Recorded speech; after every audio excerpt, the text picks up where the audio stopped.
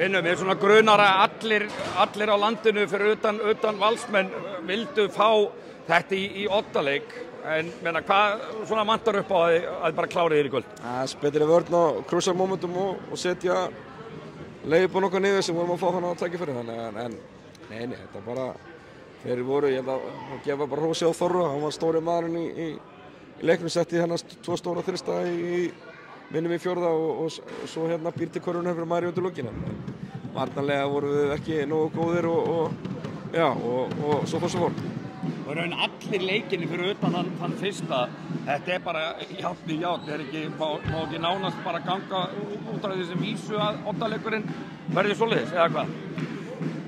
Mín reynsla á þessum blessaður úrslitakeppni, maður getur ekkert reiknað með hvernig næsta leikur eftir hvernig hinn búin að fara, þannig við þurfum bara að samna okkur saman og vera betri í næsta leik og vera klárir í hérna valsefninu á þrjúdaginn, það bara þannig.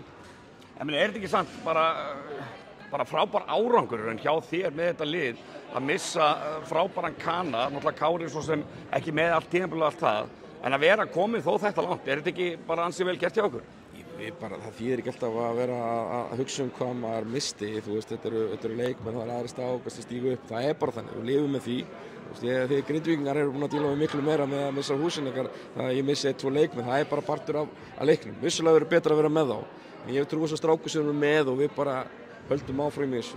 Árangurinn okkur langar á Íslandsmeistari og við ætlum ekki að nota það og tölum strax í byrjun þegar við mistum menn út af, við ætlum ekki að fara að nota þetta sem einhverja hækjur og fara að vera eitthvað sáttir út á eitthvað, skilur við viljum komast í úrslitinu og við viljum vinna 4 leiki viðbót og vera meistari. Hvaða 5 leikmenn sem eru í gólfinu og hópnum, það er bara sé ekki aukatriði en það bara sem við erum að vinna með og ég er stoltur af þessum strákum. Mér fannst við eiga mikið inn í þetta, sérstaklega varnarlega, og ég trú ekki náður en við fáum bara topp frammistöðu frá okkur á þrjúdaginn. Og til að vinna oddaleikinn, hvað svona þurfum við að gera þá? Spila betri vörn, ég held að spila betri vörn, ekki fá okkur 90 stig. Robert, takk. Takk.